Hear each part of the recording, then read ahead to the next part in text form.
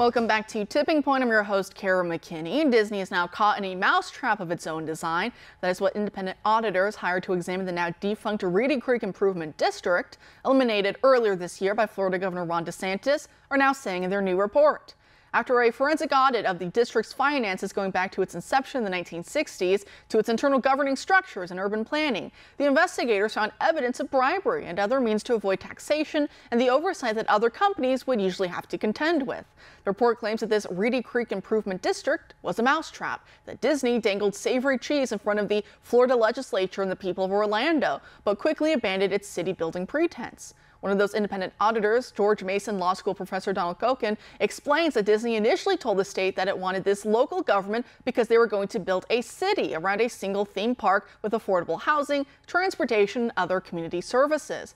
It of course never happened. Instead, Disney World was built, consisting of several theme parks, golf courses, and dozens of hotels. Koken says, quote, "The historical record demonstrates that Disney disdained voters from the outset and did not want its special district or its corporate choices to be subject to public accountability through popular elections. Documentary evidence from Walt Disney himself makes clear that he did not want permanent residents in his model community," end quote.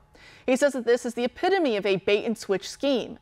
And while Reedy Creek was technically supposed to be separate from the Walt Disney Company, the lines were pretty blurred. Board members for Reedy Creek could only serve if they own land in the district. And as I mentioned before, since no city was ever going to be built, Disney would deed and pay the property taxes of land that they gave to board members for the duration of their term, with the land being deeded back to the company afterward. That is how Disney was able to control the board of supervisors. That and bribes, as if these district employees were Disney employees, getting their hands on all sorts of valuable perks that were alleged bribes dressed up as financial and administrative services.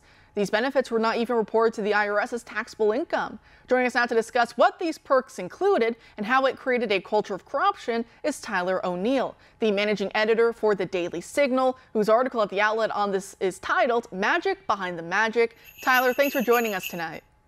Hey, my pleasure. Thanks for having me. Great. So outline for us what some of these perks and bribes entailed. Yeah, so these district employees who are not Disney employees, very important distinction there. They had passes to every single Disney property across the world. They could get into these properties, these resorts, except for Tokyo.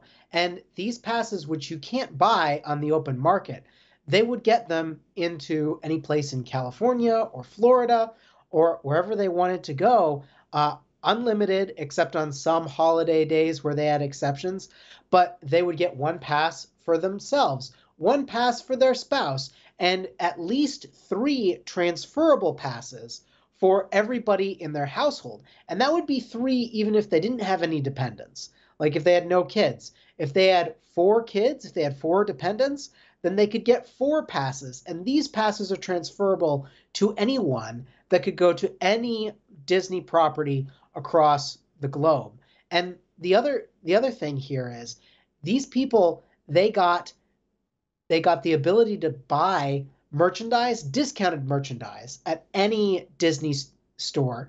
They also got discounts on Disney cruises. And one email actually shows that these government employees, thought that Disney was giving them away, that they were giving these discounts without anything. Meanwhile, Reedy Creek was taking taxpayer money and paying it to Disney for all of these benefits.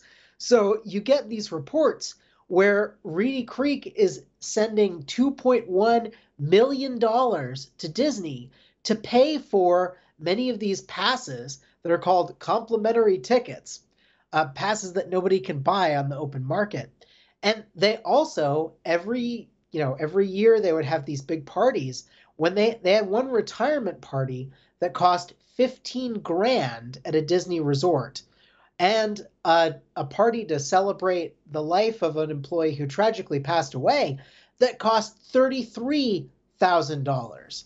And it's just like all this money is funneling into Disney.